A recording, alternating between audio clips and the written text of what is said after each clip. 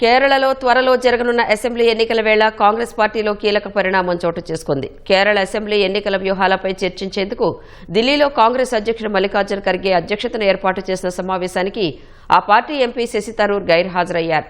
కాంగ్రెస్ నాయకత్వంపై తీవ్ర అసంతృప్తితో ఆయన ఈ నిర్ణయం తీసుకున్నట్లుగా తెలుస్తోంది. ఈ నెల 19న కొచ్చిలో జరిగిన మహాపంచాయత్ కార్యక్రమానికి రాహుల్ గాంధీతో పాటు శశి థరూర్ హాజరయ్యారు. ఈ క్రమంలో వేదికపై ఇతర సీనియర్ నేతల పేర్లను ప్రస్తావించిన రాహుల్ గాంధీ అదే వేదికపై ఉన్న శశి థరూర్ పేరును మాత్రం ప్రస్తావించలేదు. దీంతో పార్టీలో తగినంత గౌరవం లేదన్న భావనలో శశి థరూర్ ఉన్నట్లు సన్నిహిత వర్గాలు తెలిపాయి. అందువల్లే కేరళ కాంగ్రెస్ నేతలతో ఏర్పాటు చేసిన ఏఐసీసీ సమావేశానికి శశి థరూర్ హాజరు కాలేదని పేర్కొన్నాయి. అయితే కేరళ లిటరేచర్ ఫెస్టివల్లో పాల్గొనాల్సి ఉన్నందున పార్టీ సమావేశానికి హాజరవడం కుదరదని శశి థరూర్ సమాచారం అందించినట్లు తెలుస్తోంది. గత కొంతకాలంగా కేంద్ర ప్రభుత్వాన్ని ఉద్దేశిస్తూ శశి థరూర్ చేస్తున్న వ్యాఖ్యలు కాంగ్రెస్కు ఆగ్రహం తెప్పించాయి.